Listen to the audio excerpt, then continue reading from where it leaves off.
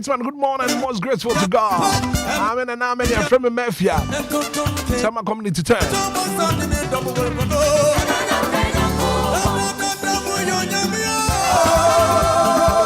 Hitman, good morning. You're from Mafia. I shall look at you. God is so wonderful. Amen and amen. I was just saying there was so friend. I feel what do I say that back? Would then you pass the pay? I'm my friend 059340 6565 0534 050199. Then you pass the pay.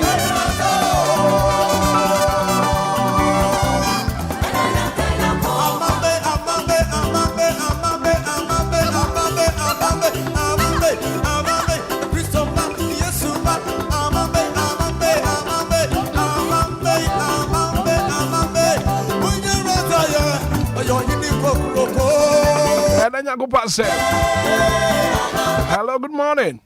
Good morning, Hitman. Me back here for say.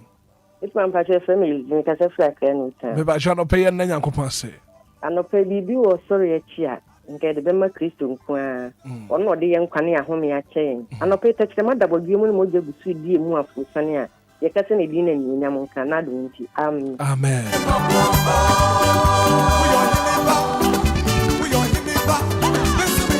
0593406565.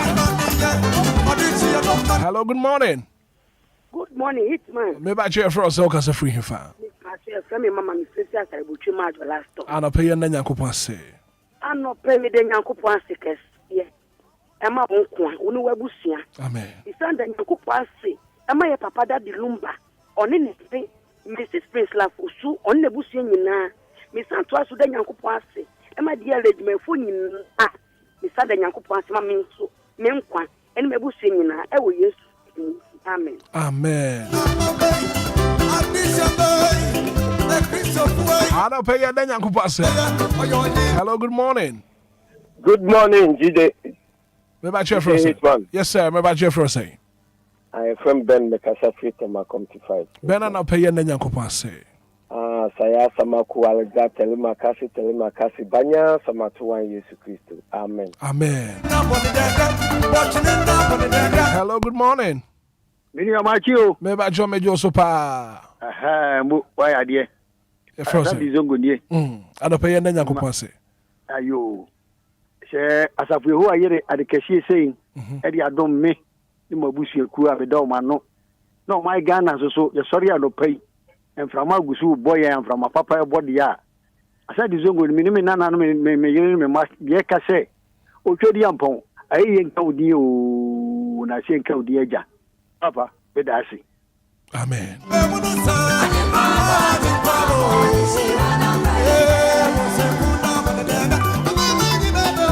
And I do the free still go.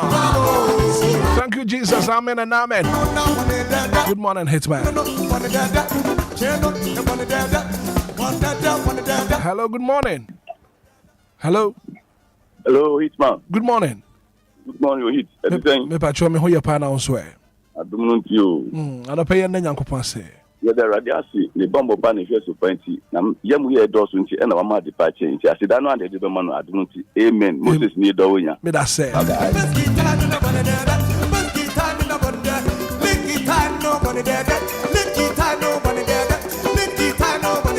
So far, I said that for Brown. Hello, good morning. Good morning, Hitman. Maybe I share for us all because of free here. A part of your family next in Badaku. Where could you do by Makasafi, the Christian region? I'm not paying Nyanko say. That was it, near Quenya, the Yaman. I'm not paying to start a party, and I'm quite at the phone, Namati DLFM in car. The Cassie, a rather Medawasi, maybe as my Mangana, or Mampen and Nabu Funumina. Medawasi. I'm a dealer from my food in Ankangan of our bar. That the Lumba, any Hitman, what can be? Amen. Amen.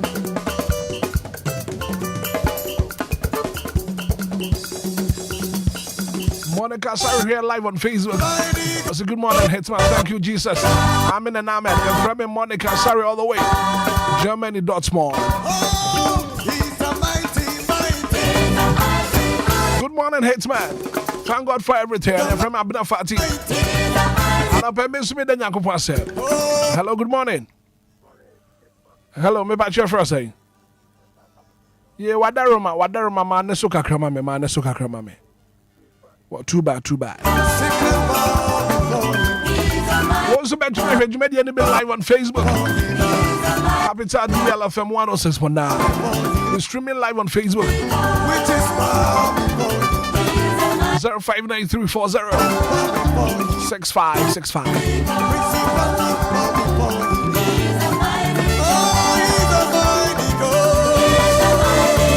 Hello, good morning. Maybe I share for us say. Wadaroma wahoma ne munda ho menti unka yi kra. Wow. He's a mighty. Jesus is a mighty. Take it again. He's a mighty. Hello, good morning. Good morning, DJ. Maybe I share for us say. What's your family Saturday? Saturday no pay into you. DJ, make us a free time I come to 11 me then yamiasi. Son of pay wa ma de patch me. Now I'm a bonny behind to me.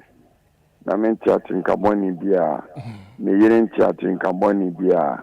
Me man chatting kaboni bia. Now I adum ashe na moja dia frusani wo yemu. Na men ka ho.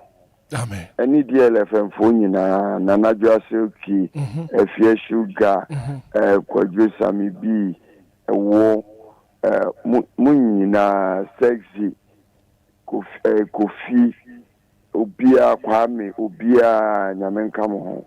Okay. Na mama ho den adwuma. Amen. Good morning. Good morning, DJ Hitman. Me ba che fro say no pay. If I told me the kwachu am so question. Kwachu no pay na Nyankopon say. The radias na pay to am ye hu en han fofo. The radias na me ne makra. Radwa hwen so wa ma de party en dia next pay it na man. DJ Hitman, ni de nyame asma okra. Party. Amen. Amen kan ho. Amen. The radias Bye. Good morning. Hello, good morning. Yeah, good morning. Maybe I share for us say. Hello. Good morning. Maybe I show a program so you for us say. Well, too bad. Hello, good morning. Maybe I share for us say. Mami ti wa no pay dan Nyankopon say.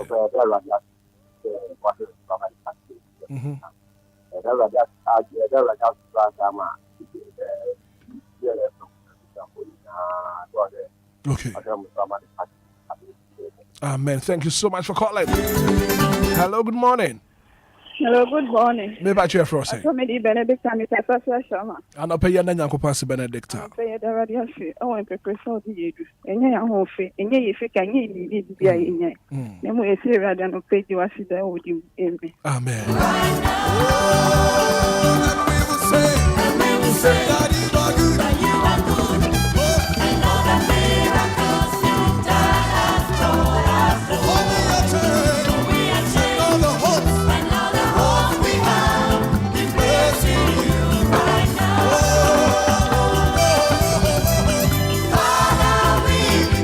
Hello, good morning. Morning. Maybe I show would in baby akasa free. Of fire be fresh station. Of fire na pay na Nyankopon say. I said dan kanya me. So me sorry ahotom. I can need the amen. Amen.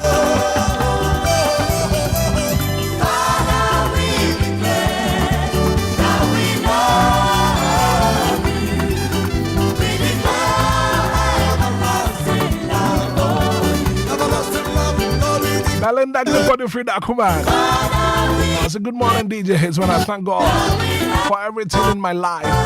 Amen and amen.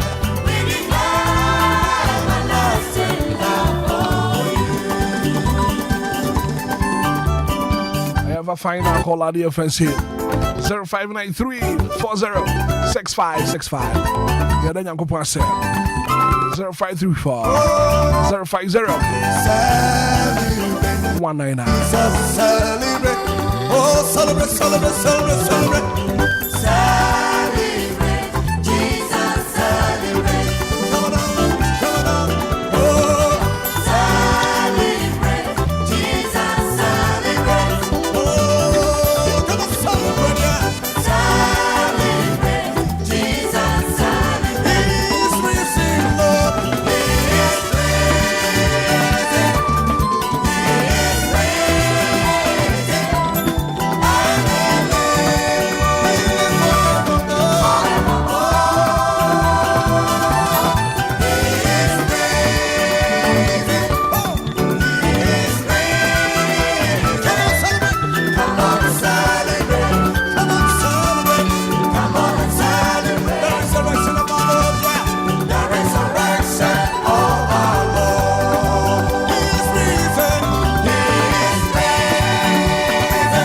6 minutes after 6, 106.9. I don't forget the word one birthday, your mom. Happy birthday. Happy birthday, come on, Faustina, push your hinny wabuate. Faustina, push your hinny wabuate. And then I would happy birthday. Happy birthday, come on, I know why in a champ on. I know why in a champ on, man. I know birthday. Happy birthday, come from not to share see do. Not to share see do. It's your birthday today. Happy birthday, come mama. Happy birthday, come on, DJ Icon GH. DJ Icon. Happy birthday, going out to you, brother. That is it. Huh? Yahweh's in the house. We're gonna praise him till we die.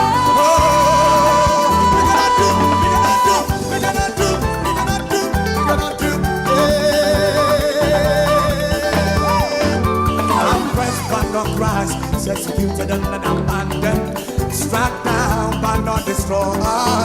I'm blessed beyond the curve, for his merciful and his joy gonna be my strength. Though the sorrow may last for the night, his joy comes with the morning. I'm trading my sorrow, I'm trading my shame, I'm laying them down now, for the joy of the Lord. Oh, I'm trading my sorrow, I'm trading my sorrow, I'm trading my shame.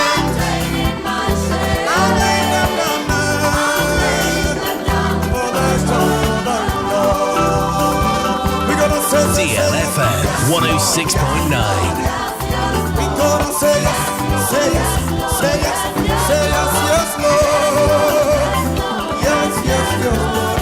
Amen. We gonna say yes, say yes, say yes, say yes, somebody. Say yes. We're gonna say, we're gonna say, we're gonna say, we're gonna say, we're gonna say, we're gonna say, amen. I'm blessed by the Christ. Struck down, but not destroyed. I'm blessed beyond the curse, for his promise will endure. For his story is gonna be my strength. Oh, the sorrow may last for the night, his joy comes with the morning. DLFM 106.9.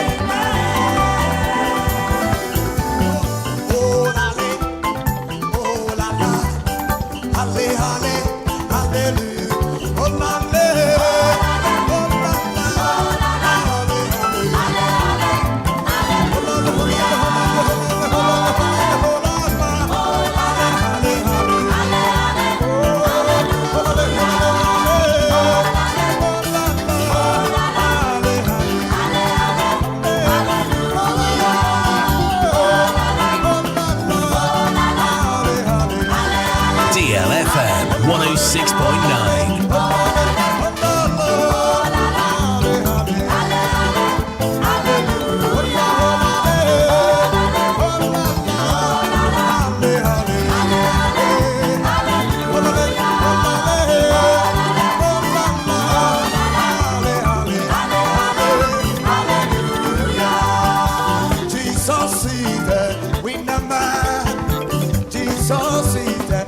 DLFM 106.9. He's the winner man all the time. He's the winner man. Jesus is the winner man. Winner man. Winner man. Jesus is the winner man. The winner man all the time. I am on the winning side. I am on the winning side. Winning side. Winning side. I am on the winning side.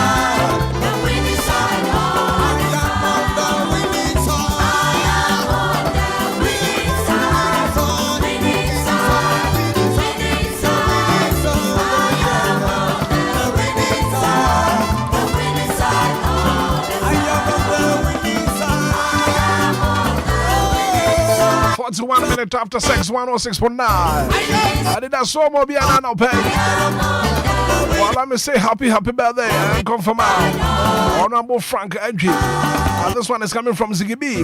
One in another chamber US.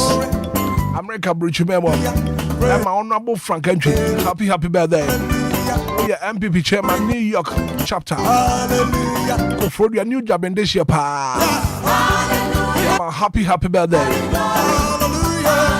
And once again, happy birthday and confirm out. Honorable Frank Edgy. MPP chairman, New York, America.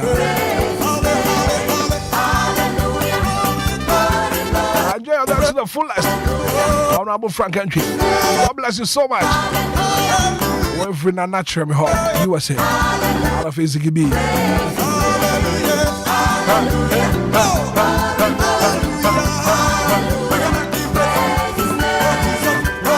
Last one to come on the show.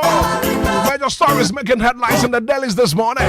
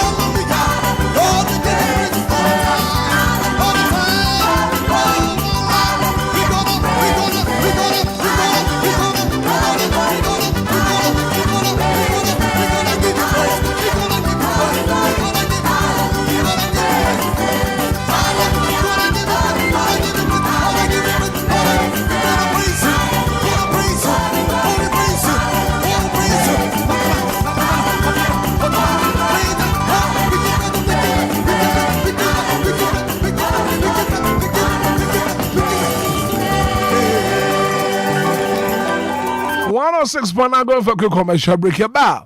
Major stories making headlines in the daily. So maybe better not say.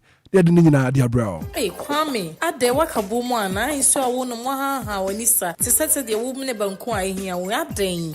Akosia, a woman. Issue a menu, and ya come, Pesu Papa no chumebo. So ne cassing, and no pay them their summer seal. And no pay yan and a nine mammy, Sue Biano, Monsieur Proje, a friend, Lumba super. In Siona dear, if I will nima say Boko, ne so smooth. Kwame, Sion, there was a wunumbi. In Siona, come, Lumba super. Lumba super, mammy country. Super penny, and you're not your dear see me. Now, many of you are to him for a pebi at the acquisition me fridge, sir. Nana. Kwame, said the Akosia canon. They said, why we wish you afford dear Mamma Papa, a lumba and super. In Sia by a jam, I saw any asset to a cry. They say, I don't feel no one will be a two accoton, or don't want to pay a fee more. Yeah, no more. Just a BBA demo. Come. Aquala Production and Trading Limited, and I want the Abuano, and they bring you in Sionia, in Siani Lumba in super. Sania, I don't follow Musu be a tour. Abra Akosia, a bomb, and say, Opia. Or actually, the same on my friend number C 026-3983-801 and I said 054-078-5010. Me pacho open Lumba in super and who ensembia dia. Waiting up for your website at www.lumbainsuper.com. Ubenya ehon akadenya ewo ho Lumba in super natural mineral water. Get a grip. That's super brain. FDA Aji Ejedian Kratue Atum. Right, 106.9, 46 minutes after 6, 14 more minutes to hit up all the hour 7. Well, major stories making headlines today in the national dailies. My brother is seated this morning. Your friend is Sammy B. Yeah, there's something in our bro and pay. And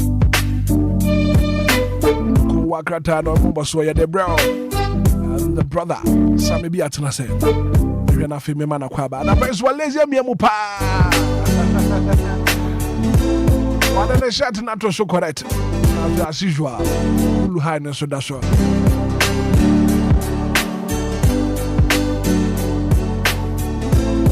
hwe na fe me ma sa me bi akwa ba.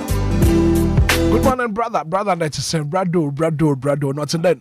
Yeah, me adom bra kobra me. Bibia she. Bibia kama. Na pray come fancy kakra. Then. Yeah, bibia she is. Bibia she.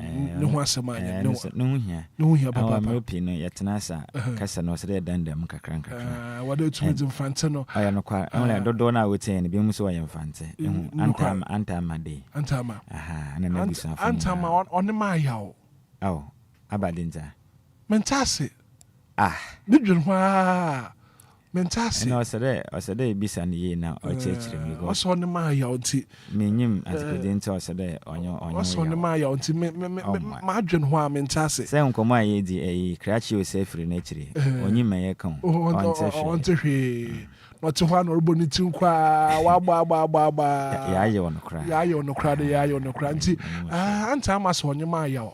Tamadwen hwa mentase. Menyima be ya. Bomodin na friend no. Na nyini nsi nko. Menya idea bi. Mebo modinara. Ma pelumba nsupei. Ma pebe. Ono so ye fine. Ma pebe $10. Na medzama no. Na ma chenda anta ma senyima ya umpa. Ya za ma dire ma oda je.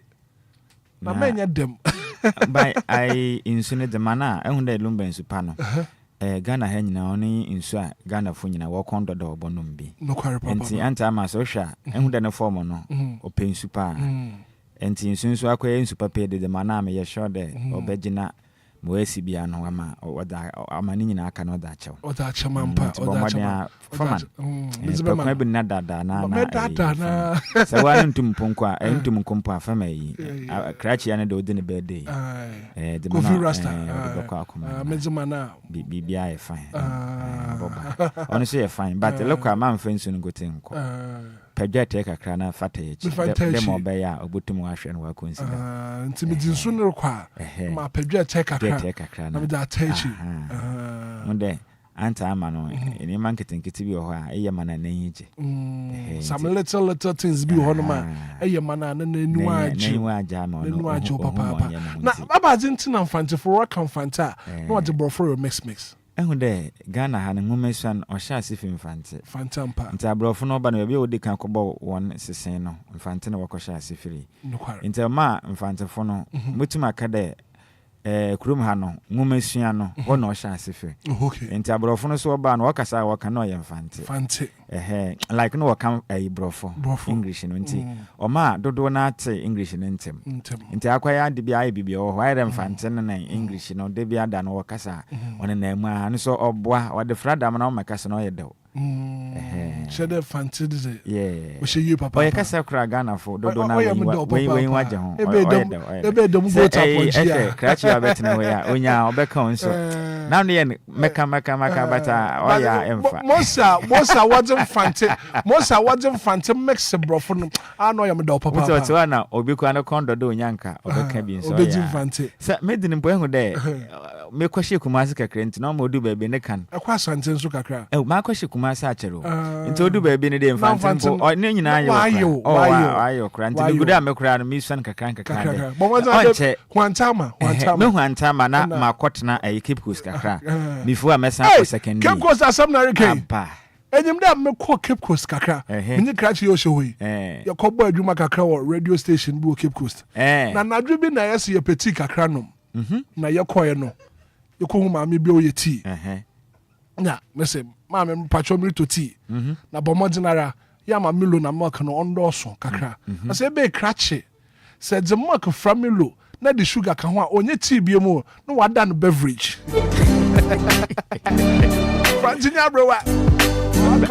Gakobra Eddie Etoda. Eto. Eddie bida. Eto ya kama papa. Krachi osi onyima de kwa. Onyima eto. Eto ya bade. Onyima eto. De onyima ni pizza.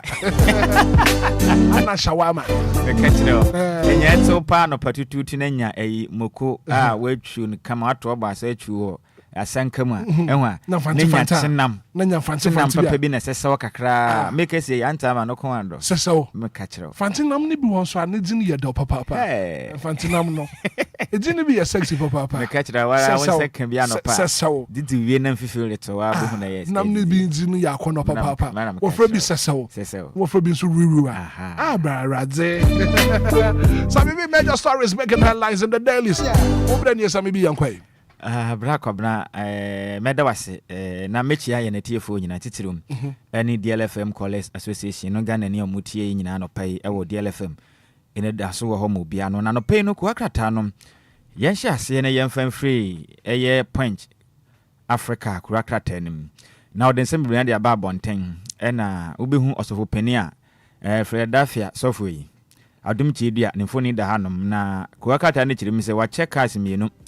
Ede amana asoroma na wonom edi wonom awoda endukura ka tanda adimsa adum chidua ne modern ba wo bopa ne nasafo man se de ni ku omo ho no ayade ekwo nkan ya se Ghana asofo no isua na de biada omoje collection ni wi a na wonom agide eja asoroma na nyaade ya de penti krata de honsem de ba bonten yesen kopie mu ewo asen central mashi bedwani make se nani abere pa se we won ho modern aboa ememmebu no mo potem ho no mo na yadwuma yenti enya sem kuma okirim se titiru efakua ne ade no bebo no homoden aboa ema wahye emebunu no nsase den se bebeboa na wonom so etimi enya adwuma ye ne mpotem no ma ho kira hodo aya na ekoso no eso etimi atia the Punch Africa kurakata de ho sensem de aba abonten yensan ko piem kurakata ne fa toso nwotwe obehum openipo no ekasa o mampeni atena ye eye Felix ofusukuache akasa ekirim sem dodo na beka so Ghana mampeni John Dramani ma be ma oboada na swafo wa power no mobodo be ye wo ha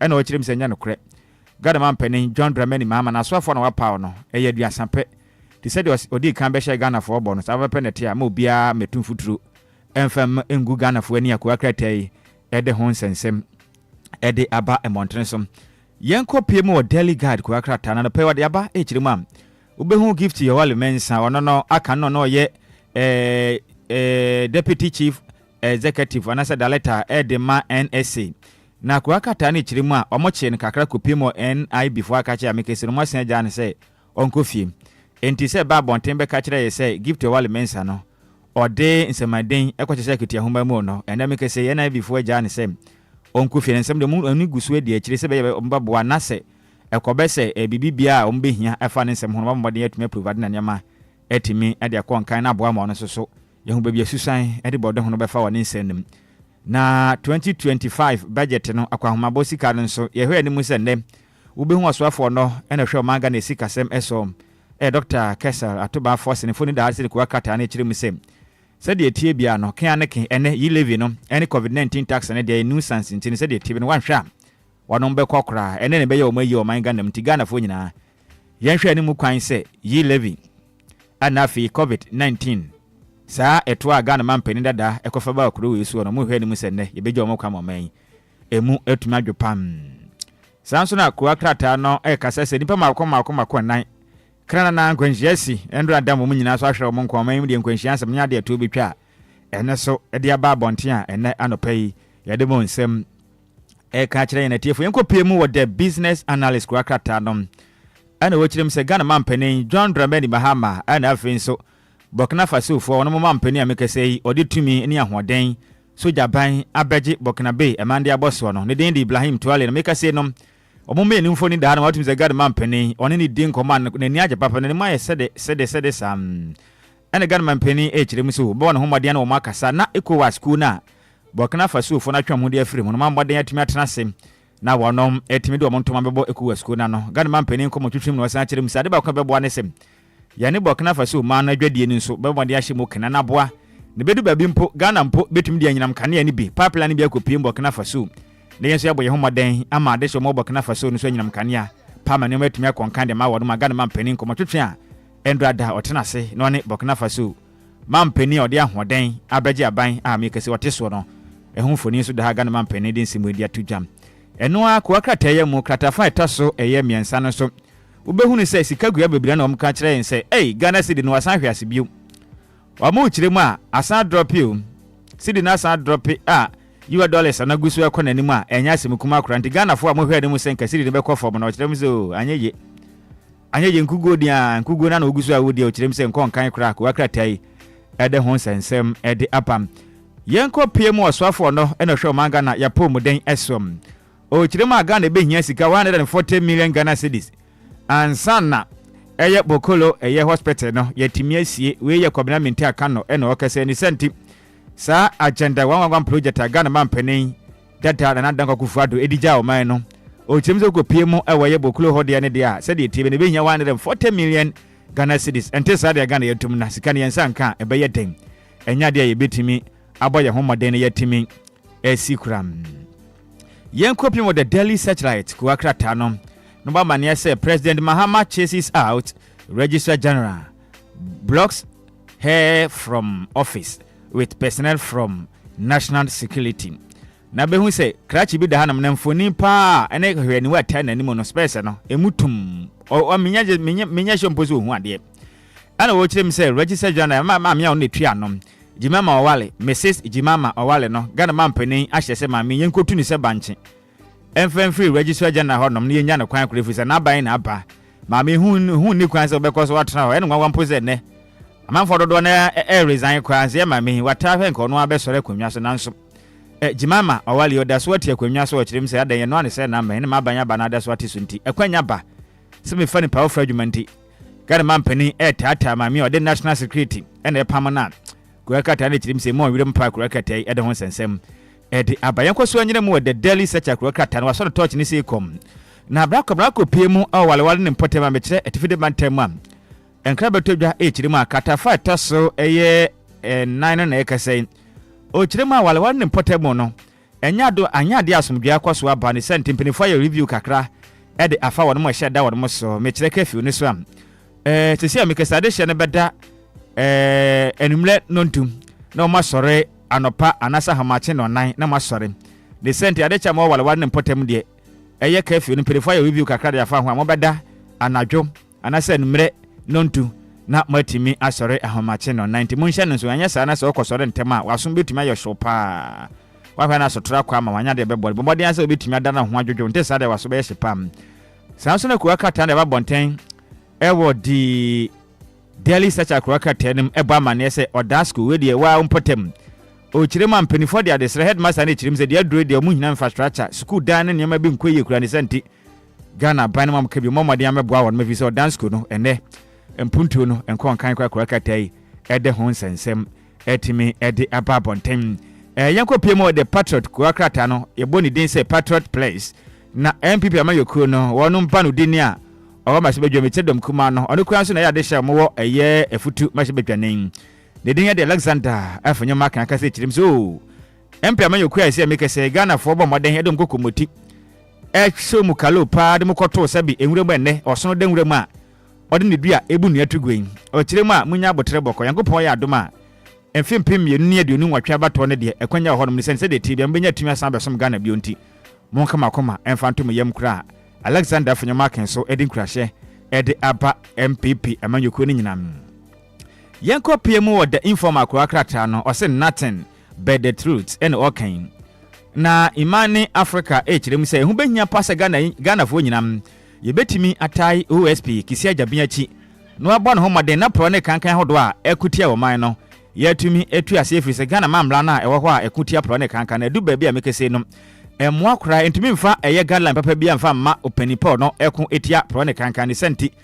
imani Africa ehye omanga na fo nyina dense momode ne enta won machi ne yamwa na yentumi enkuntia pro ne kankan visa ne kan me kase Ghana yentumi enkoyenem ego mpuntu mu kuram na kwa kata na san kase chirim se Mahama Baumia calls for equity respect for women wa mu chirim a Ghana mampanin da dabe de achire Dr. Mahmoud Baumia NFS Ghana mampanin John Dramani Mahama kasa se hu behia passe ema no yebo moden ne yemfo mu wura mamu no yemo makwanya dodo na kwa mahye betwam yebo obeni se wonkosom kotena adwa sonsom Ghana nso asebe yema ne mo makwanya ne moa na oma no ye nyina yemo na kamke bi ne konkan se be ya ebetumi abo se ene ye kase mema ne mpoma kwanya kosom no munya sika na sabi guess sa kohwie ne mema ne sika ibo a ema ne omo musika akrampo etumi boa momutum dandan sika ne ba mfa so nti ebeya Ghana fo yenka ma na yemo na wo monso ememu no monka ho bi ne mo na ne man kwa animu pam Yɛmfiri wa no ne nkɔ pie mu ɛwɔ the point ko akrata no n'ani abrɛ na nɔpɛ ɛyɛ emebula mo yɛ concerned citizens ɛdema ɛyɛ etiwa landscape na brakɔbra wɔn mo ani abrɛ wɔn mo kyerɛ mu a chief executive officer ɛdema mineral commission no wɔn mo nim deɛ nti a Ghana mampani ɛyɛ hwɛ ha saa hwɛ no wɔn mo kyerɛ mu a yɛsɛ yɛ pam no sesei ɛfiri sɛ wohwɛ ma ne consensus ahodoɔ de ama de hyɛ bi a mu tu fom agudie na kyɛ sɛ ontumi nya due diligent kora ne ma nkɔ nkan ɛkwan ahodoɔ fa so ɛde ɛyɛ license asase tumi krata de ma de hyɛ bi kutu fom agudie ne nkɔ nkan Obia kɛkɛ ne yɛ ma tumi krata na otu fom agudie wɔn mo nkɔhwɛ mpo sɛ bɛyɛ otu fom agudie no ɛyɛ bia pa yɛnsuo na de hyɛ sɛ ne yakwan ahodoɔ na de hyɛ sɛ ne nti ɔmo kyerɛ mu sɛ Ghana mampanin so amba homoden entimi anje tumi krata na mfa mfidi CEO ɛde ma mineral commission ne dia wɔn bɛyɛ ɔyɛ kyerɛ pa kasa kyerɛ sɛ de yɛkɔ so no mompɛ wɔbɔde ane yɛhu bibi akrachi bi ɔda n'ani abrɛ ɛsɛ Ghana mampanin de wanyɛ bibi dia waso betumi ayɛ hye pa akora kata de ho sensɛm ɛtimi ɛde aba montene so yɛnkɔ pie wɔ katrafa ta so nsia ɛna akɔ pie ma ɔsi Kumasi Central Prisons no inmate no ɔmo kyerɛ mu sɛ ɔmbɛdi mu agye afia so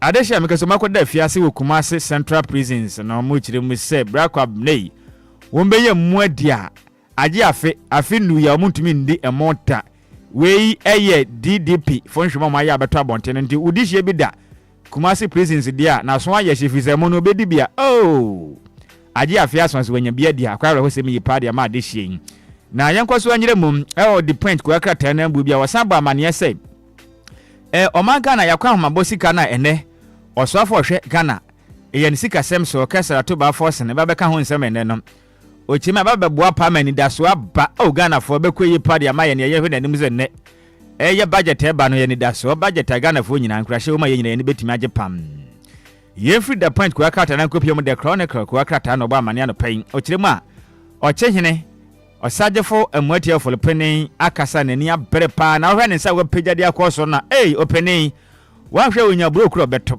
ɔkyerɛ mu sɛ wɔnte aseɛ sɛ nnɛ mekɛsɛ Ghana ukɔpie mu akuapem ɛne adehye ɔma hɔ nyinaa akuapem hene so bu afuo ɔkyerɛ mu a sɛde adehye bi sensuo pa opie mantem na wɔnom ɛsɛ akwaye no ɔkyɛ hene kyerɛ mu sɛ ɔntumi ntena ase ɛma kunya odi so ne nipa bi meguna ne mu asenti wa wonnem mbaba wa akuapem ɛkoto fuma gudi akwati kwan so no ɔkye wadantoa wasen ma ɔmfa nkyɛ ɔkro bedi wagu ɔde ba kwagya mra na mamra ne wade fisa sɛ de yɛkɔ no ɛtan pa ɔkyɛ hene bu afu a ɔka ho nsɛnsɛm a ɛyɛ chronicle kura katai ɛde ho amane bɔ ɛtimi ɛde aba ɛmɔntene so saa na kura katai na asɛ ɔpɛn so wobɛhu ne sɛ excavator dodoɔ no agu hɔ no ma mekɛsɛ no wɔn mo akye sɛ excavators no maako bɛyɛ du a ɛsɔgyafo atumi akɔkye ɛwɔ ɛyɛ western north mountain no mu kyerɛ mu sɛ adehye de bɔmade kɔwura ɛkwayem ɛne nsuo ho mutu fuma gudi a ɛkura katai ɛba ho amane sɛ muntumi transcend military Omaga na soja fo akɔ body awuram ɛwɔ river birim hɔ no ma ɔma kyekyekye na bire na mekɛsɛ yi ukɔpie ma western north hɔ no mo nso a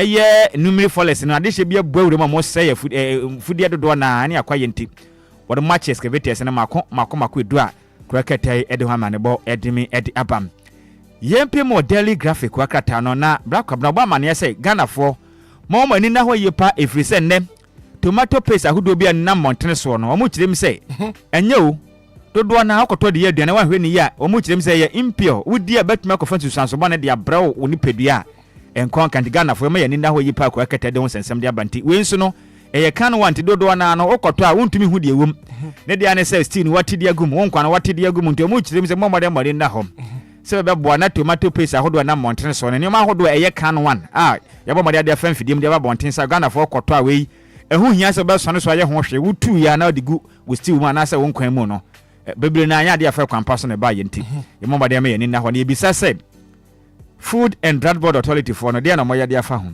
efiri sɛ mo na mba mɔden ɛma ɔmo license ɛhwɛ hu ni sɛ nneɛma ahodo ɛba montene so ma Ghana fo adidi akɔm ne padua mu no ɛsɛ fata sɛ nipa dia ɛnkɔfa sunsansobɔ ne mfama na ba ne sɛ ne hwema bɛdɛ de sɛ ɛyɛ impio nti we de Food and Drug Board Authority for ɛtoto srɛ ma da mama de anya bibia fi sɛ de yɛkɔ no ɛkwa ne saa de Ghana fo ade hye nkwa ɛna da ɛsan mum Black Crab yɛnkɔ pie mo de Ghanaian Times wobɛhu ɔsɔfo hwɛ Ghana sika sɛm so Dr. Kesa Toba Force ne fo ni da hanom ana wo kyerɛ mi sɛ reduce taxes cost of living create employment public edges governments enti Ghana de hye bi situ na dwadifo na ɛkɛsɛ kyerɛ mi sɛ Kesa Toba Force ne Ghana ban mo bɛka kyerɛ Ghana fo sɛ Nyankopon ya adme dia banwa hia mansa mo ba de di kan nuisance taxes tie brofo no yepose nuisance taxes na taxes ahudo bi asabe ehu hia na esu nimfa so bia edudu awura de di kan kirem se betting tax adehia mbɔ mmɔden akɔ abɛ for 10 times so na agokansi ekoso a Liverpool fu si aka na nsen Liverpool de obi anim so okosi aka obewi ne ntino akɔ ne chi akɔta na chi na wadi bet bia okwakoyi ni sika na Ghana ban dada ede 10% beto so na wa ban pa o fa sika nshim na ya ni abo mmɔden ayi adwumaden abo anya sika kutwa bet kakra so me de 10% de atum de o mu kirem se sa betting tax ne di kan kasi ato ban force ne presentation of a budget no ifrim Santia so no be chia yimukro mapam ebiemo nso covid-19 nso so covid nani ho biu eba ne se ne yetua hoto eno so ebe ya monyi mfiri ho na Ghana fo konwe wo mopam efi so duties ahodo e kwaso ye port na mu kirim se mu odu Ghana ni kofo ne mafiri amana de ba ontimi ntua duty kobra ne kotoka no difa amana de ba to adaka no sunpo so se ne ka na ngasa bo o mu kirim za den o ma ezikari mpo moja mu hu bramfa mo netumemufo na brasa sa taxes na doso ntebe mu hwehwa so na Ghana fo yi yehumtu ya kana Ghana fo tumemufo no bi akasa mu kirim sem sa nkwasa do mani babri ye pa mo me wa hwe a se budget ne ba na mfa ni da so ama o mbe chi pa me yaje mu kuruma no manya sem kuma kram ko akata de hu sensem etimedia ba emontene som yanko yanim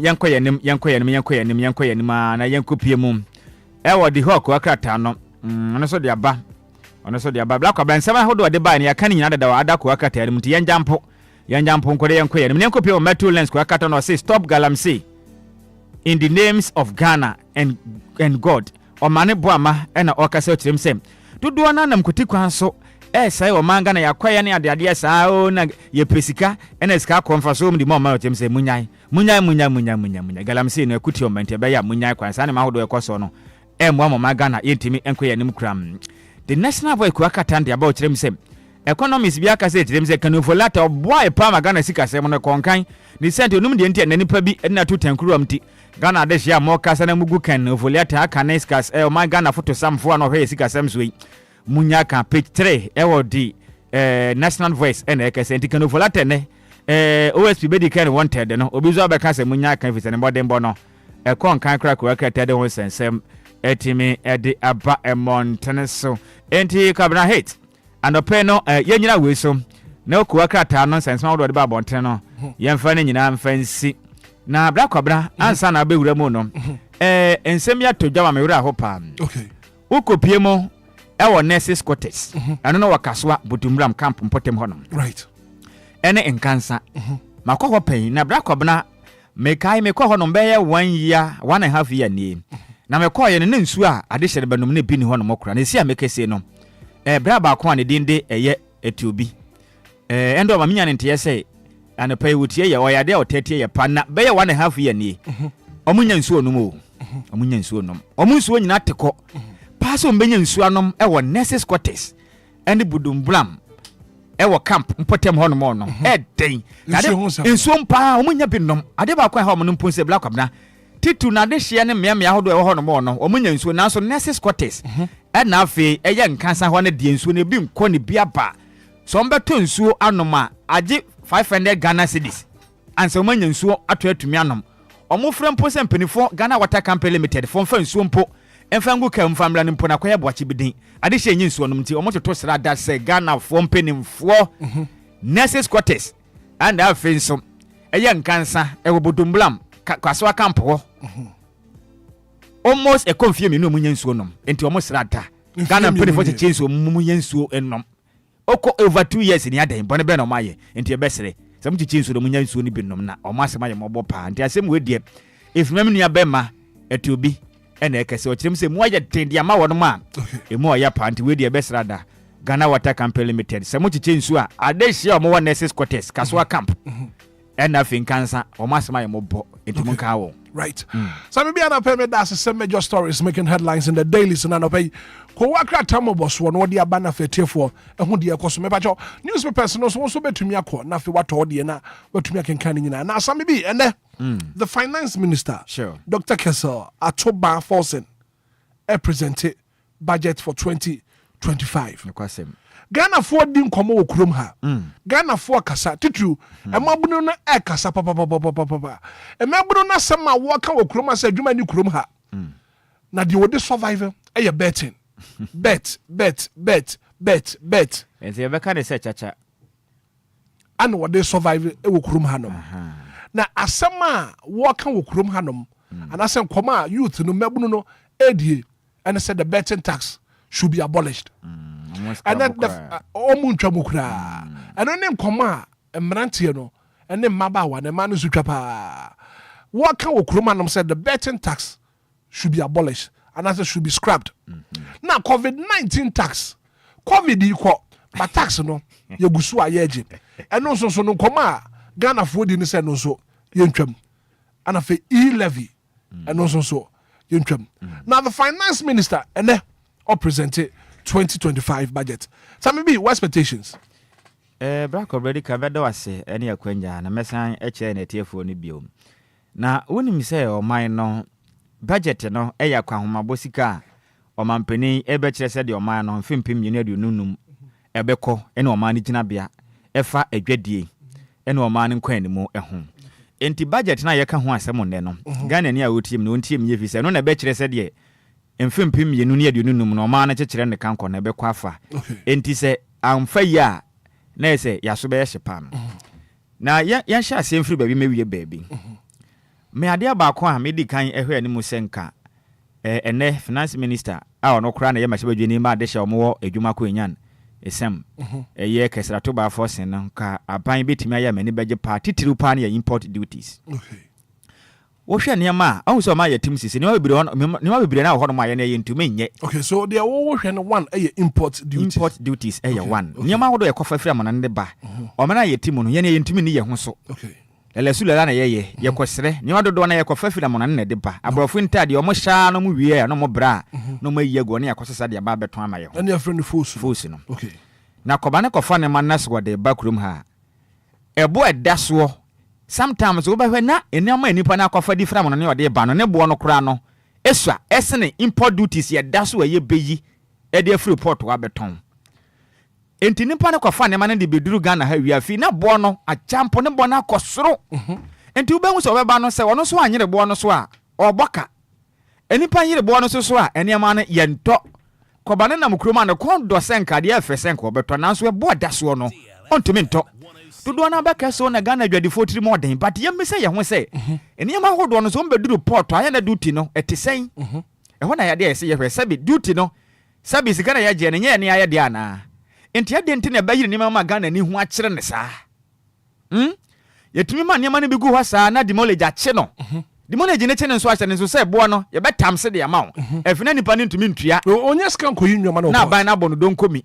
na wa je ne fofofo afiri nipa ne nsem na dwadifo adwuma egu enti di media de kan amehwe se import duties no aban man hwan kofo kra na Ghana fo ne kofa ne ma ba enyafo eno ne yefo a omo ton ne ma no so na so bete e matimamuni ono so ton ne ma no no de okofa bia beton no so eso akofo ma Ghana nyine ho atumi ato ne yefo so na mehwem so your first point no, import duties right. No okay ena bra ko bra de ba ko amesa hwe animu bio so eye cedi to dollar rate no cedi to dollar rate eno so ya de a hell man ehu hia pa every say ni ma de do na ekofo amano no sika ne yenya de kwa ekosesa endesi ya kese ne Ghana ye cedi no wo pay $US na ba ko ejina mo almost 15 cedis plus dodo sen na obesesa ense gwanya $US ne ba ko enti nipa ne kofa ne ma ne nyina wa amano no de ba ba mu se ye cedi no sense na ho de ne nyina na so ne nti no de akwa nso wo ye ka ne say French countries no sefa ne ade no so ne bo no wo soro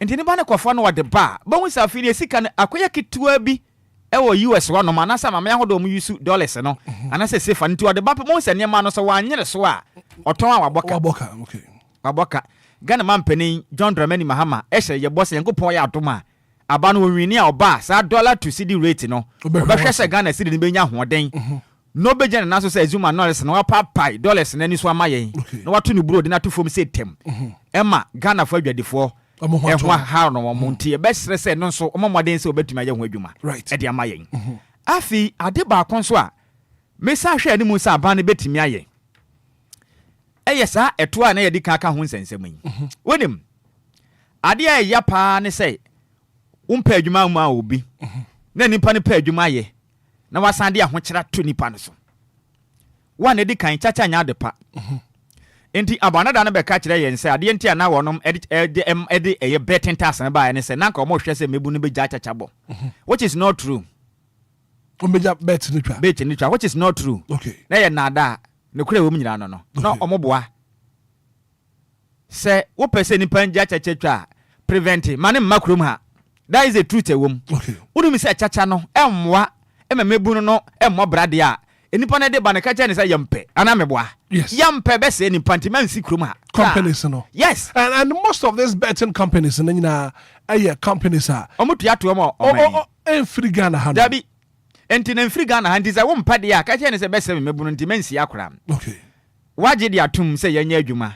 Na ontua to mfa ma oman no ana obaka kire yen se na dodo na achiechire mu na mo mpese mebu no betwa bet ne ade se mebu no ntino ye pesa yes ye decide to so which is sabi entro enti mebu no nkasa akwa ye adwuma na omanyo musika adwuma no mampa bia ma omanyo musika so no ba kotwa bi na bra kobra nyemfa ne sei obi akobo betting tax bi na wawie ne ba se bia 100,000 Ghana titisikam 1 billion na so okoyi ni sika na sa ban that's in 10,000 Ghana cedis amasa on enipa no de na waya ma no but is it anuntina youth ni gina so antwa ma the MPP metumi aka ede me ses me bo se Ghana man pani John Dramani Mahama nkunimo odi ye ndodo na no betting for no ka ho amanfo twa o ba ko blanya me ma nko a emani su twa emamu ohamu gichemu ba ye 90% etwa bet ene wote aso dem na amanfo hwe omofo so score ohwe yete hu bebre na wa be fontentan so yenim nipa omode omofo ahwehwefo bokuruma enam betting ne hunti enya sem kuma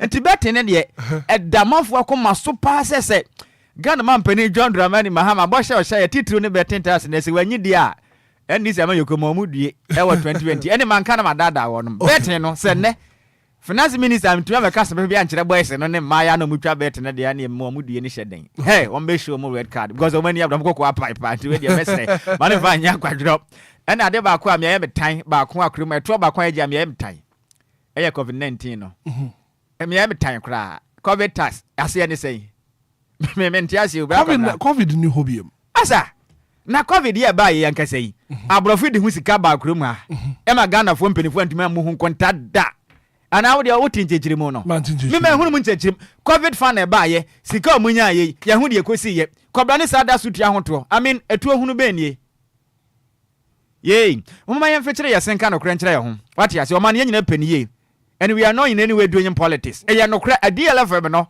ye tena se ne ye ka no kra ye asem se de sanet ye sabi nsem ho no kra bi ho no ma ye nto sabi COVID tax mfa so obi ani so minim de ndi da so sensen Ghana fo kom and the Ghana man pani John Dramani Mahama ni finance minister COVID tax Ghana ye tie minim obi obeka kire me se ne okọ hospital ye si wanya COVID ye ntwam e nuisance mfa so obi ani so okay ndi ye ntwam madia ba ko a mehwe animu say eno so Ghana fo akasa sa yi 11 no electronic transaction 11 no so abanda dan be ka che se nka no enu ti no be yi lotto ne de free honom okay but me hu ni say sa lotto ne free honom no mfa so amaso siasa famra lotto ne de me supporto me say lotto ne ba yakwando na ase yi 11 no me de ba ye no o ma ya account a kire say o ma no fa so si ne nyade ne de aye because to ne de ne num se nka o mutwa tituru na ye locate dia ma yen akwan ahodo a de besiesie hwe kasa ahodo a efa Ghana yakwan so ade ba kwa ye me ya ne sem Ghana ni edeka efa ne ma de kobo kana fa so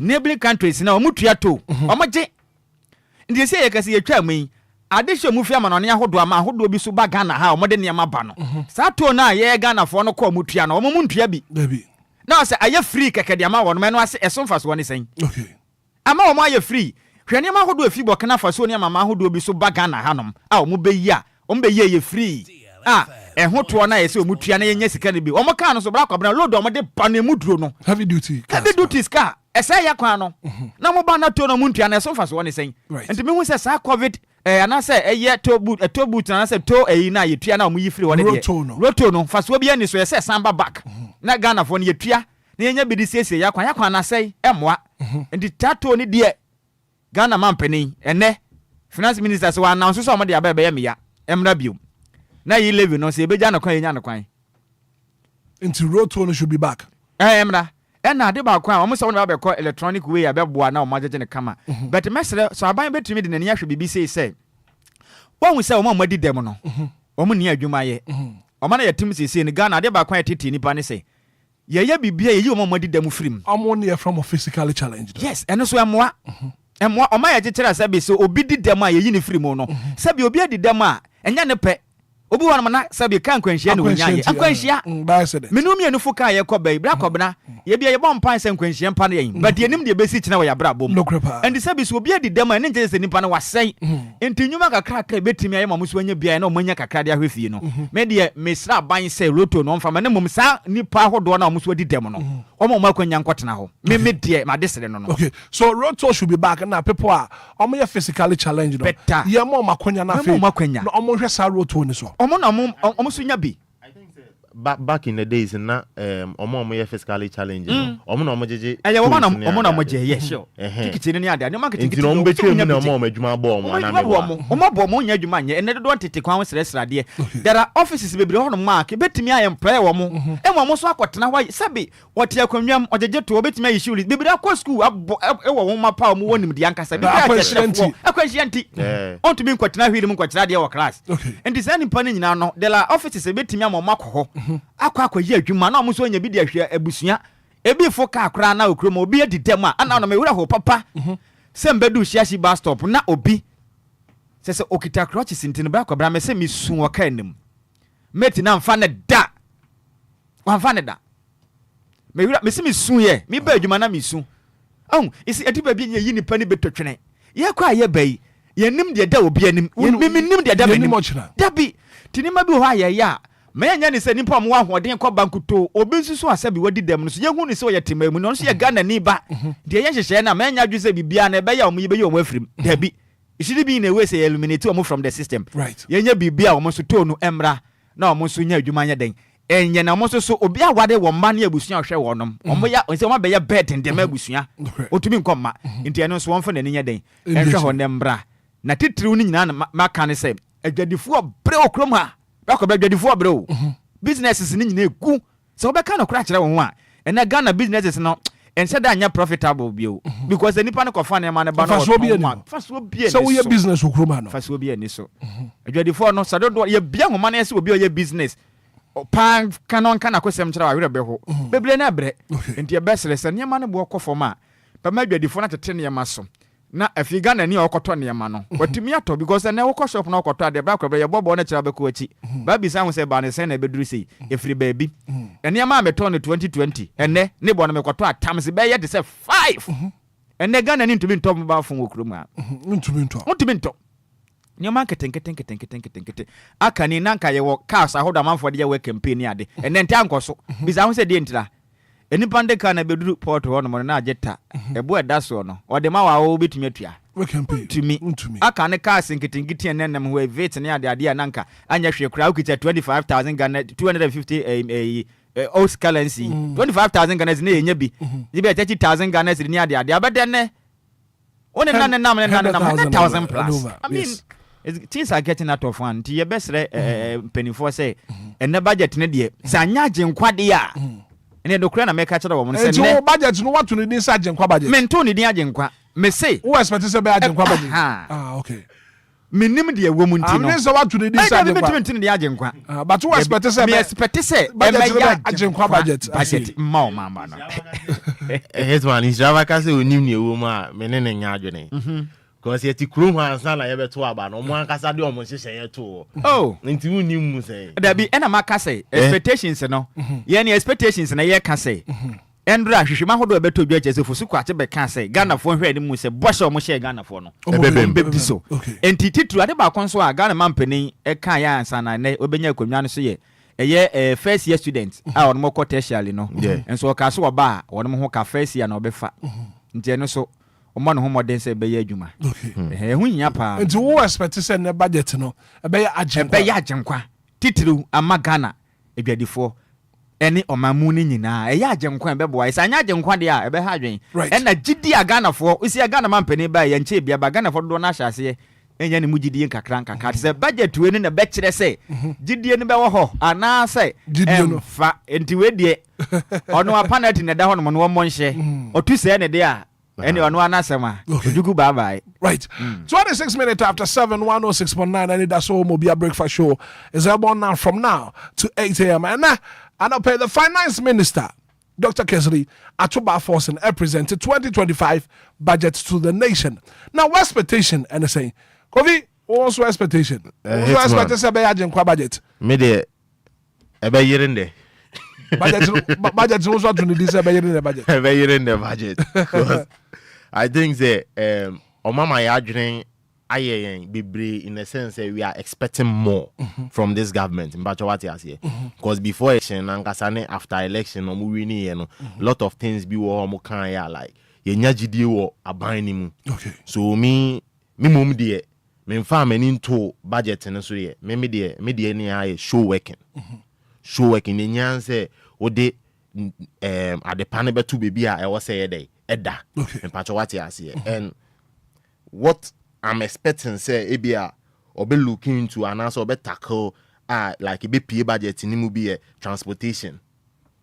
What I say once a nice about market women and the and these are all things that any taxes in reducing of taxes and also beboa and also beboa my high because a market women who high oma yen so young bedding a be high. But what I say, it is a or check it transportation side na enye bad. Okay. But what I say, and infrastructure. We were talking about betting tax. But what I say, but unemployment and ama youth ni be then. Edi omo hura chatem. But what I say, ejumeni ho. And nice raba ka say previous government, at the taxes to bet so just because say you can say youth in the jai. But no ade e man iska de o he den jai. O pa for taxes be 10 billion to so obetwa cause ogide so otwa obedi odi so a wote wo de a obenya bi de de e de edidi. Mpacho what ya say enti say o jire ade animu so obi be jai de enye yie. Ba opek nyansa kwan so ne kwan bi so e fa so ye ne yie a e be yie. Okay. Into no looking into things, infrastructure. Also, infrastructure. Yes. Transportation. And reducing of taxes. Okay. Because in Yamebu or taxes be brave or my way, my a hunya. Nyanshiraba boss, you cover taxes and hunya. Pachoati, I say, COVID train, it's been 4 years. And we are still paying taxes on COVID. Abro be in why or COVID patient to Kuruma. This is kind of question, and this is kind of fine. Because it's my old back for Udi Jabi Bra. Kai say, a dear Bakubi out to be a home COVID tax here then. Edaso. Into to a dear 1,000 Ghana. Bakubia COVID tax daso. Says kind of coin. Ye whom be for money. And say if this government is saying, say, Obabe making sure say within 120 days, or be making sure say these taxes or better or better so and also be year free ho. Okay. And also be boa. Right. And to know transportation, reducing of taxes and infrastructure. And the last one, skills and development. Right. 29 minutes after 7, 106.9. Some maybe will fear them. Some be mammy too. My main chipu win shim. I do about console me hair swa. And it's Sabana and young we be had dreamy pa. Am fango. No. A hard dream papa, na go fee car transportation. Transportation and beba for my name agent for so. Okay. And take when hold a fast prices will kruma. Ne born so a humpa. I shank for no bread, no cray woman no. Oh, say, the don't do baby, I say you suma one so. Because then they said they're fango on a born and no. Shankani ko try to see your born and you're not. And he say, honest one to wash and dear one, honest who you could man, no can who be in there. Nina, I would come, son, no. Fango na you two cruma, Yanko one farm my cranky. Oh, yes. Fango na gana ye be wahano. Say, Yan crank come fast, was be going home fast where they are bra or man, so fire and fango once and 7 or so. Go ye, they be a da see a 2 man, yen tesu may cheat that they be a queer nemisa, young conqua. And Tiano so abano, I mean, they should look into things and or munya who be kakra because transportation is a beba for ma. Nina be jina fango no so because a fango no say ekwo so say hurihurum konkom say de ne Ghana ni yiwani because enkani no sabe ne bo aye de no so ntum bete so na onkoto mfa mmoka nti ehon so mmomode amomani ni akiri na afiwe budget ne mma no nya agenkwa se de mbehye ho bona no ene mmomade ba kon so a mehwe ni mba kon ne se Ghana for no susu my expectation en kosuru bebre ene say me wade bi wa friend say Robin Peter to people Robin Peter to people right Kofi oh yes anamebwa Robin Peter to people and say ade ho ebetumi abasa aban no beti gi ne ma we because of say bosha o share Ghana for say be ye benya ne mugidi na so be hu no ne watimi e de no akohye baabi ho no nso a ebi kwa na besna aka ne de no ene so ye bo no mokoko ye mpeni sa so office e wote so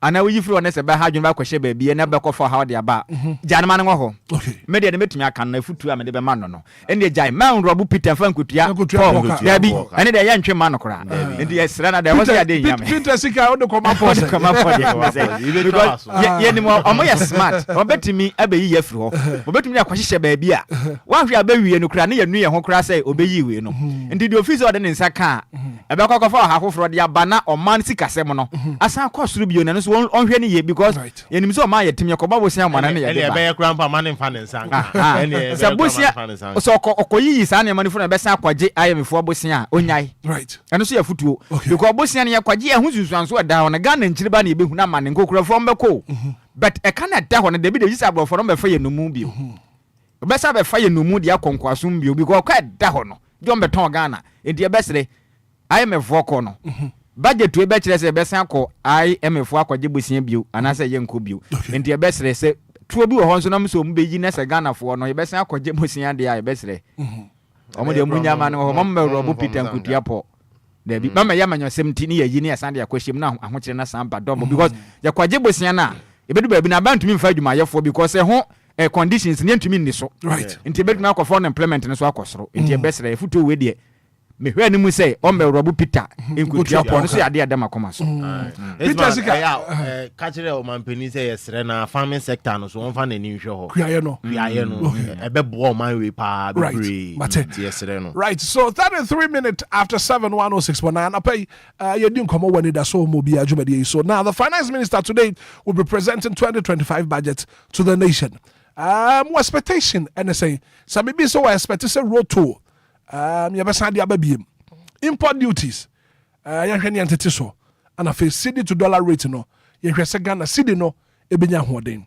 won so wadwen kire ne say expectation today as the finance minister of Ghana Dr. Kessel Atoba Forsen presented 2025 budget to the nation 059340 6565 0534 050 199 good morning farm morning eja be ba je for say ya family see do tupu nya kwaso bi enka enka won so ma menti wa no pay masa unse Ghana utum kutoka be $5,000 no be trade duty $8,000 I see o ma etim no buri na o ya de na kwoto no ne buofo o de be si habo no ye njale no ye nchenyinji ye spray car no ebedu habo no wi ya kofi keke ne bu o de chin amount na o de to abuche wo no nye bi no be za de we bibi ni pe be za de we o ma menche o petrol enya no asaya no me amoga oman no all the time ayentu petrol no na petrol bo nyedin ayenno me yes say time ayentu petrol Ghana ha no se petrol bo ofo and na yetu petrol no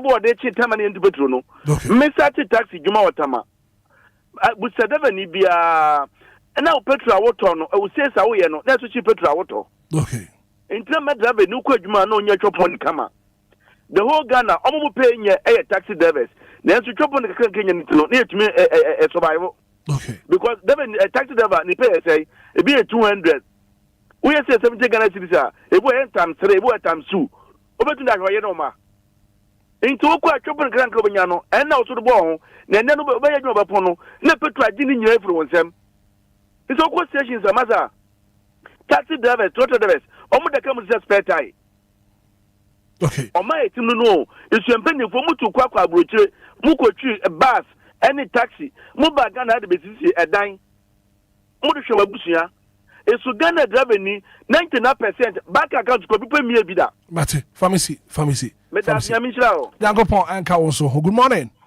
Good morning. Me back your first say. Me back your friend Ruby. Me feel I can't see a best among us. 2025 budget or expectation. Yo, the media here me pa ne se bla o man peni mahama o mo bon to ano. And some mo kan fa kuku akuafo ho. Tan se kuku akuafo ye ble pa.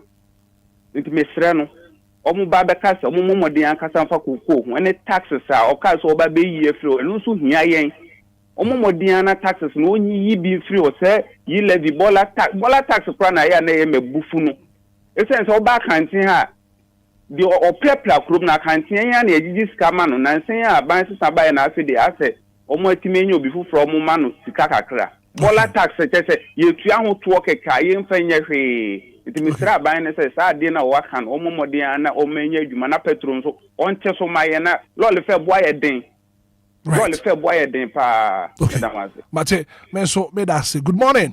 Good morning, Abraham H. Me ba Jeffrey say. Me ba so me dey 49 na ba ko pe amanse friend me ka say free tell my voice. Ubre ni anope ba mintu.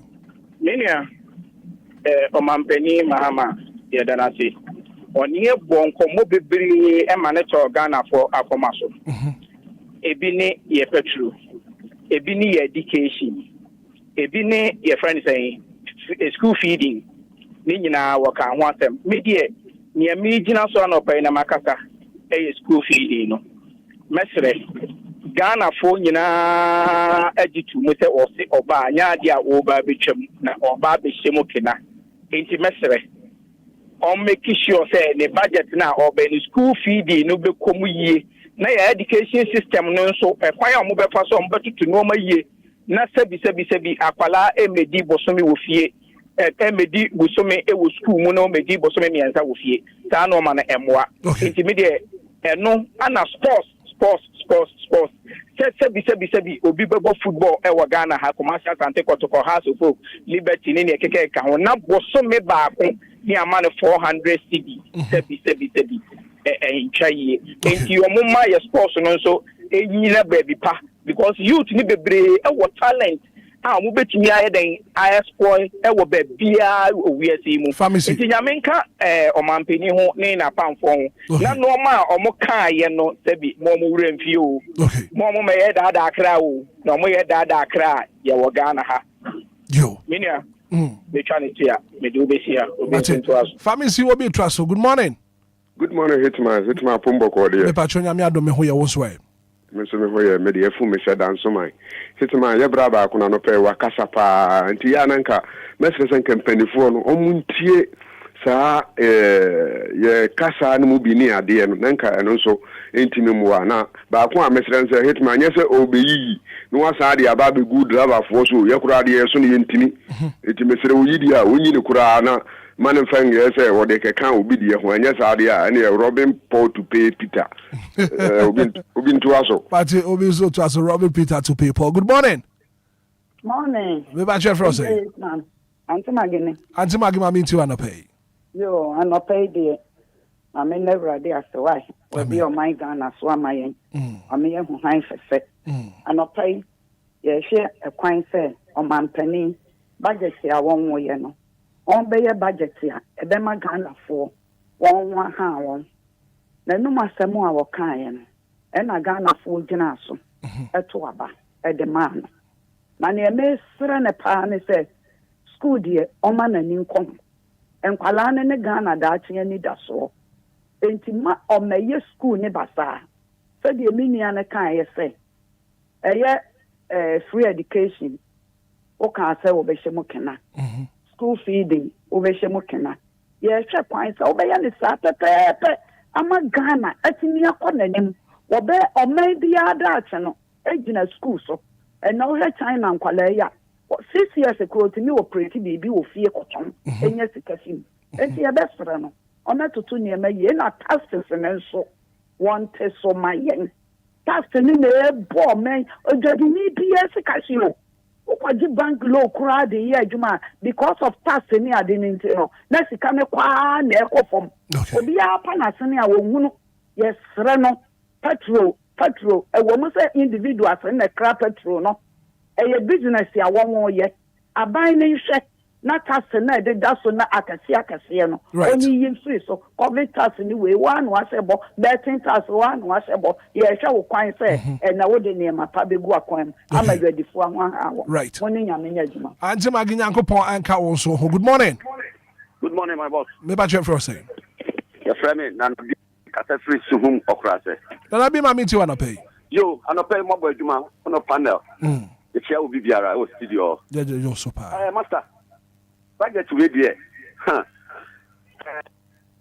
ya papa president ya yinu emprempren o say enche na Ghana for we resi asem enti we mo mpremu hu dia do di baba dia no enche na Ghana for resi asem nti no Ghana for ebesom master say ye kase ye din eniema chi a hello boss me ba cho me busa so wa expectation ene dia he yo me de me hwehwe ne se en samwa obi be kan kokoo ho asem hu hia me papa se Christ former president na kufu ado chima PCA e de ma akuafo no o se esa entino wa bay ni me tete se wan hwe ya obete so won fa ne sanka na do ka so tuama wo mo no on tuama wo mo okay tia franka se du be queen so hu ma MP Otozia bye bye mate me so me da se pay good morning DJ yes sir me ba chef for say oh me na fra me sa akode me ka se fit am come till 11 sa akode ma minti wa pay yeah me so me expectation is omo to ebe samba back na ayi your friends are fuel no yen fuel wa na yen koto yen tu fuel e ba gobruchire yen fa gobruchire nkonane ensan koto ensan fa ma Ghana etiro yen to no omo san famra back ena nsemo kai nyina ye levy ye covid levy any school feeding program no omo de beba na senia kwajo sami bi kan no omo robu Peter envam tua Paul ka okay Mate me da se piaga here live on Facebook because say cocoa prices should be 60 million right good morning hello Debbie 0593406565 and I'll pay 2025 budget Minister of Finance Dr. Kizel Atoba Forsen ebe presented 2025 budget so na me busaw and I'll pay on the breakfast show say what expectation energy good morning me ba Jeff say mama what expectation oh ya bon price and waka nyina embrim onye ne sanso mai pepepe ya kwan ya man be ko school e di waka ne pepepe no ye petrol man ntu na ni fan hwe e dia kofu from be free omko so na e bia ne e wo ejapade e wo Ghana ha no mo mba ba fa dia ko mako sie so mko na e bre wo Ghana ha de bon price nyankopon se na mmom no won ka ne bo se nyina e wo Yesu dim amen good morning well too bad 0593406565 0534-050-199 2025 budget will be presented today by the Finance Minister, Dr. Kessel Atoba Forsen. And what are your expectations? What expectation? Good morning. Good morning. Yeah, first saying. Oh, on Saturday, Prophet Mwagna to do a Prophet Baku Production. Mami too. Why are they? By the para, go to a bua and today. Why, no, the command for a coupe. Not in the Parakum office, getting na no will chat no bua party. No problem.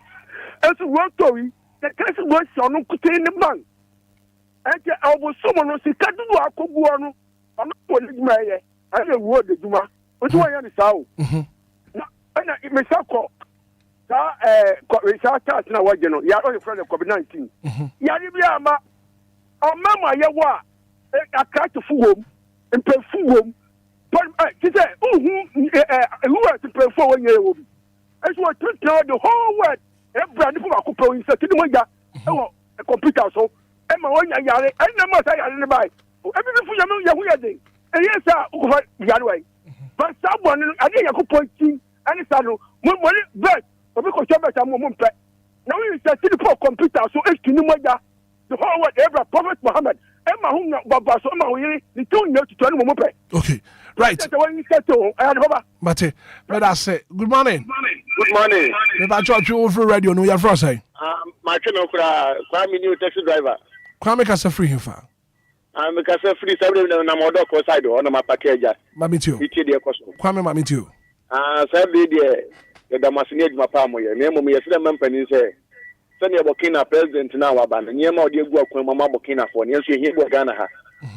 Tambia dodo na do mani yesi tax ye ni free so da bi o. Omani mpunto ni yepe. Right. So omani tumpo na tuata so omani anya bone.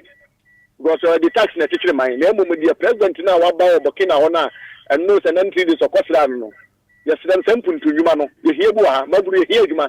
Ni nkrofo bi a teacher magu prison say omo bone hye danya yi ni yemie bie enwuma fami.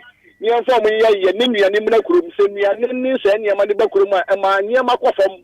Nti yesra no wa bai mo nso so yesra mo sa mo kwa mo so mo fa bibi nto mani mayen e wo musi ya kire ya adwe kire mo de na so so mo na mutimi kwa forward a mutimi bisa the questions kan ye hia kire no okay nti mo so mo kan ye hia yen en kire wo mo say ye hia adwuma mabru ne hia fa me Burkina president no small boy wo de niam papa gwa kwam anu bi ne hia Ghana ha onko Russia no onko fa machines mo na ne fa me ne won sa se wa ha no mo nya galam se na ye tu se o man me da se right me da se so to me afraid good morning hello. Well, want to me engine so 0593406565 0593406565 and pay me busa so when ya Lumba super natural mineral water bi an monum bi anom bi abujunsuo kama pa no bi na no pay ya boba yesi hanoma ya de Anidaso Wɔhɔ bia ya de bro good morning Mamon sir ya for say is your very much auntie mami nti wa no pay wahini kakra me kan say COVID tax ne dia ban mie nani no nyi free ho na yi levy ane bet tax no on hwem yie se eyade e betimi aboa o manya mana mamuo no otimi enye sika dia ye ni yi a o ma ne ngo e wo so kan na so se edi bibi papa dia o ma ne ngo okay na fa mo man no ma me nsa wade ba ko Mr. Wara when the man obi to me say onkotu gold ewo pra any bremu any ankobra me pese OSP ahwehwe saade we say mu say ye mineral commission a ma enkrata ewo Ghana sase ho eme de saade ne ma sa to me na ye ni den okay mate ye saade no na Gideon hello Gideon, I think say no better subject for another day.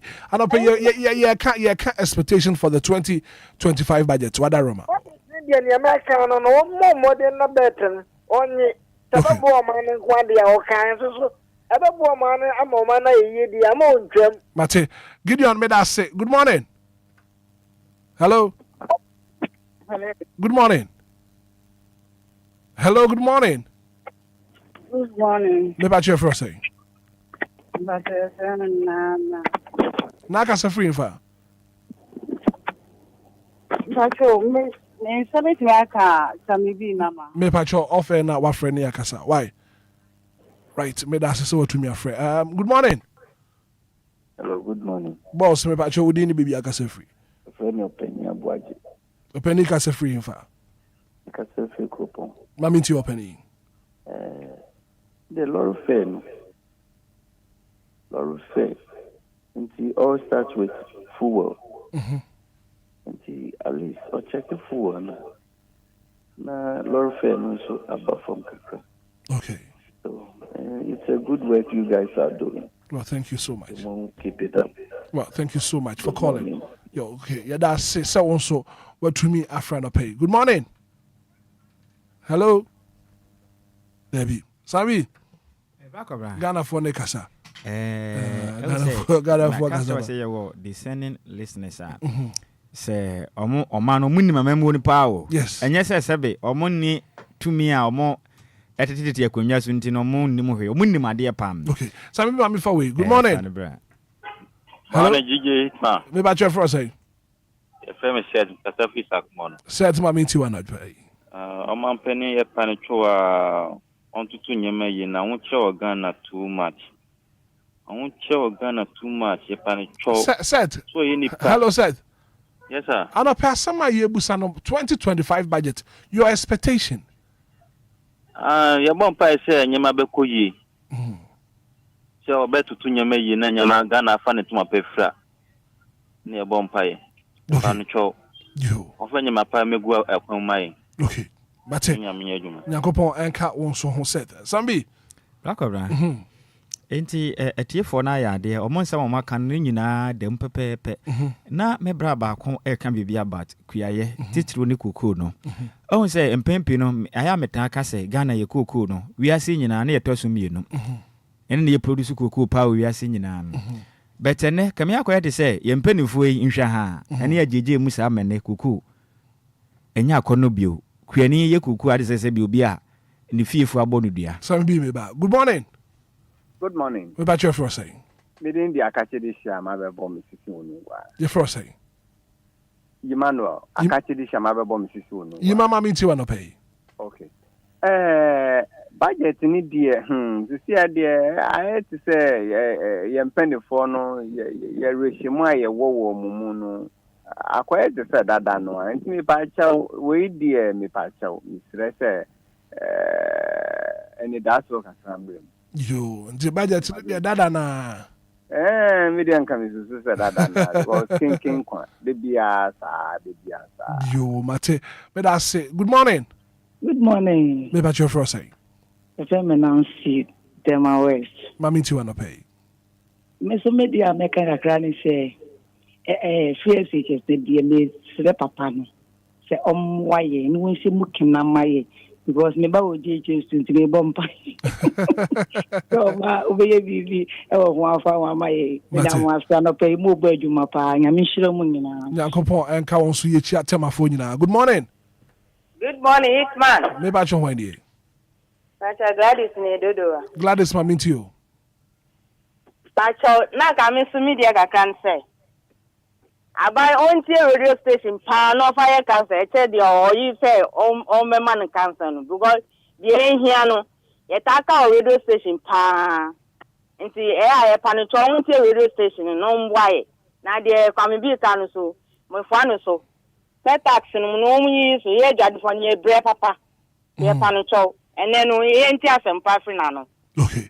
Right, Mate Gladys me that say so what me friends ambi na o kasafa we ntina meka no kokoo no on se ne mpenifo no do bia da na ya chi kokoo o mo small cram no ne ade a ne nyina ne falba na ya ba kope ye makuaye no enye lucrative Ghana ni ya ma ne kon no se ye no nya kono anya kono ye mfa sika nhyim okay kokoo ne bo ne nkosoro e ma se kokoo no boto ba ko e bia ba ne benya ne ba se bia 10,000 Ghana no ama kuani ne 3,000 ye kro no se mo ma ne bo no nkosoro ne kuani no nya sika ne ho ntono no hunu se adwuma wo ye ne sebe oteso aba na aya na kuasi no eden so munya akwanya kwadanwuram sebe so okosi kua edo kokoo ho beye mprensa ogu anonom ede motobro bonachi spray kokoo so obehu se de tie me ma ye bi da enti me ka me ne bia me ka firi kokoo kua ye no pa enti momode nwuro mo ho pa na kuafo ne bre ena bra kwabra de we me pese me ka ma Ghana fo ne beye adwen sa school feeding program no se kamen ko ma adwen a enka ba wontwam school feeding program yes obi ni me nya adwen me kan si asem so se be ya aban wontwam ene say nutrition ya de hia pa woni pa brabom but I know so no be source of income nya wotre me ba nutrition so what would you say oh nya wotre me ba dia obi so source of income na aban ni twoma ono so be da na nsa kona nya wotre me ba me si me kan si asem so ba we tio eduan na ni pedi no eni ade a wo ma ya ade papa ese bebo ba nipa na pom din akonkan no ye say ye pra ye nkwada no wo school mo ho nipa ba ko school ni aba ko bi akwala no ye say ya tum say ba se ne budget na ye adwuma na se de kesa to ba force kaka on Twitter na ye adwuma de a na say school feeding program na akwada ba ko de be 2 cedis de na eto okruma mi bi sa we to den 2 cedis eto den eto koko Ghana ha koko ahin fa na koko eto 2 cedis enye adwuma ye koko ye kwa 7 cedis 7 cities 5 cities dia wanya no ne bo from ya 4 cities kofi mebo a na se ya konoa emo ne abekwan any stew 2 cities a entumi ntoko siase ya de ma ya made amede me hu ni say ebinum tete offices omudi de men mama fra no kom de won ehu sika na nwunu gu kwa ball man ne ka to me dia me hu ni say school fee dey no sa man fees e mo a ontwam na wo de abatan no onfa school fees no onto materials ahodan kra me hia no onfa ho ka onfa ntade no de onyan na abofo na anya de enter the pam mo man de me ko me hu ni say sa 2 cities na ya de man kwala na dia nyame anum de kwami atete me sa ba ntumi ntum na nkwa na nim se bia kwala ba ko benya 10 cities ene ade a betumi ahwe ne de a wo de ontwam preko na ehunu ni because me hu say amanfo bi de me because what tira kom amanfo de me o enkwala na kom na de won keka omudi ne daso me hu say di ne daso se enkwala ne didi na so me hu say enkwala ne bre me nimpa bi de me o ma ne ka na ye bonti bi de tumi ne de emo anka sa ne de anka budget ne ba me hu ni se nka wahwe abi asika sem na mo de twam na wo de mmofra no aba ne fa ka aka ne nyina na wo de ma awofo na ntom ma na duan danse sika ne be ho ne nimpa bi de me ye wo coordinators mpanifo a make say sika mu dwiri guo ne ka mo bo e wo mmofra ne di ma mu di wo kranya kaketu a sambi famisi bankwala ne 2 cedis pe enye the school fee dey no o ida so batum na kwala na ebia papa dia na say on skra bo ntwam ye hu say so nyoma wo pese etwam no import duty yes won twam want so ana dollar to cedi rate no and so yen hwe ho asem ka ana road toll no so yen fa bra me ya adwuma okay ana betting tax no ene de amisi wonyim free ho wontwam so waka so betwam so wontwam dia on sha me sha no boss ya me ya aduma 2028 boys no be show no red card boys no be show no me na me ka kire be chere shege boys no WhatsApp group ni mo 106.9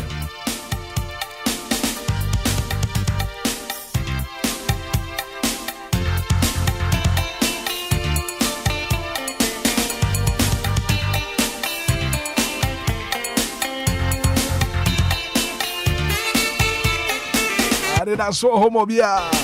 Anopeta beta clinic some control. Prostate problems, diabetes, liver and kidney problems. Minina Fabra, Nafi Dr. Combo. And I check quite Tabita Clinic. Nafi Dr. Mwa. Madina Accra, Firestone Footbridge, just afar. Atomic Junction, Pepe. Kumasi and Hojo Daba, Cindy's Junction. You was Sunyana Nafi Takrade. Yeah, Juma no pa no song of him saying you middle no 9 beba. Monday to Friday. Yeah, very Tabita Clinic. Yeah, you know last stop in the hall. Prayer was 0260 196 219.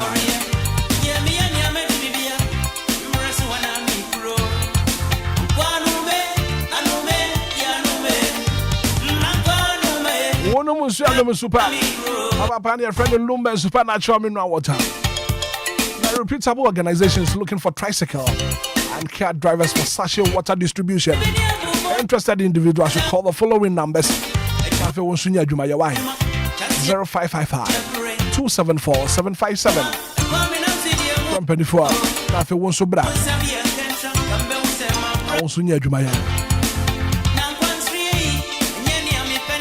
Midima for. Go asemayira. Oh, good news, my grandfather. Dr. Time that's so sebra. There'll be a new branch to Accra. Dr. Time that's so. What's a so yare? Nafi yare na yare crown cry. Nafi wamwa. Now you're expert in stroke. So we see you ya. We go to ya. We'll be a one to me one. Midima for Dr. Time that's so. The new branch in Accra. Pokwa Samayira. Prayer was 0244 774 282 05007 72215.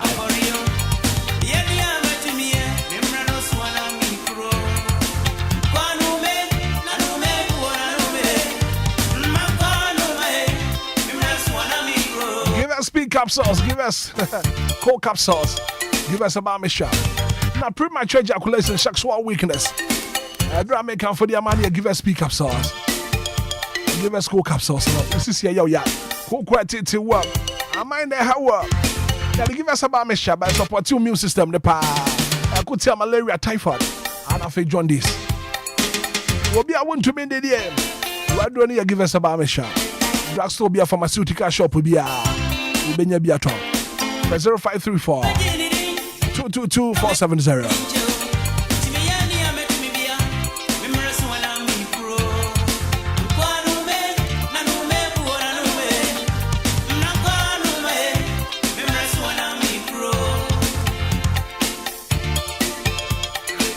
Becophobia be the brutal. Oh yes, I tell you. Easter Becophobia be butu. Whatever some sudden I'm still Easter Becophobia be there. The woman here. Well, ladies and gentlemen, put your hands together for the one and only Daddy Lumba. Live in Kofrodia Easter Saturday.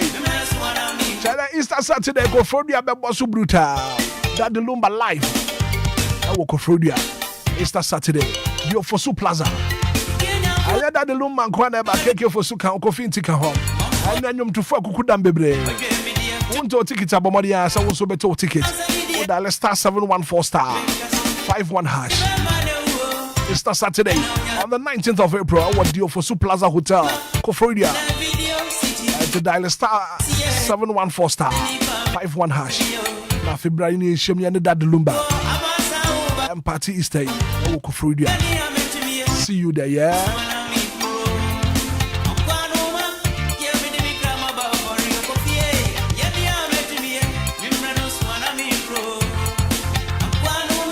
Maybe I got final words now for your sorry, so your brasso. I was here. Braco, blood, the mechanic say, you're better than a tea. If you want to tell your sorry, Sabena brain now, or no, Ejimeno Mutia DLFM 106.9. And Yamisha Munina, and said your Macano, a binum, on to Tony Macama, or Mano Yatua Banevi, politics in the Winyabu. Yenina, yes, any moon, and my Banababa, money in a Etumaki and Mumpuntum. She said a Macano school feeding program. Ida say obe peja bonum akosoro na mofra na ndene papedi ana say obe yefri ho ne hu ni say emmoa kra because me hu za manfo didi men mofra no mumu ebre enya de beboa nti expectation ne de me hwe de mu say aba no ne ma hodo a kan say ono aba obe nya me na me ka hye na no o meye net mamufo no yenya hoto no ma ne yenko ye ne mompu right Kofi quick one 30 seconds Hitman ne ameka say ye do we biara say na sene ye mampani wa hye ye bo akeka kan se mebre ato ya sum ama ya nya gidie woni mu no mane disappointing go so disappointing e be hard dream mebre inshira ba so me ne ya adwene o school feeding program ne side no se untimi nhemu kena de a ende yifiri ono nhemu kena na ebeboa nkra no robbing Peter to people no robbing Peter to people is here the new terms no robbing Peter to people me my hwehwemu bi na ohwe mpanifom tete officer o mo hwe sa program no so na sika wo mudie no enye sika kuma wo right but mofra no aduane o mudie no ba kobna asefem ene Ghana hwan na di 2 cities e man be say wonni ni for a day there be ama wofo ni bi because of say o mo kasa ban hwe mofra ni ntina wofo no bi zukura to ma James ene aba na kura ma na aduane di ntima me ha me ho abofra no but they two Ghana cities okay so na nyame admo ochna will be here yes then we will talk about the 2025 budget na minister na be kan na no ye be do so ma ba ma tretre mu ye pa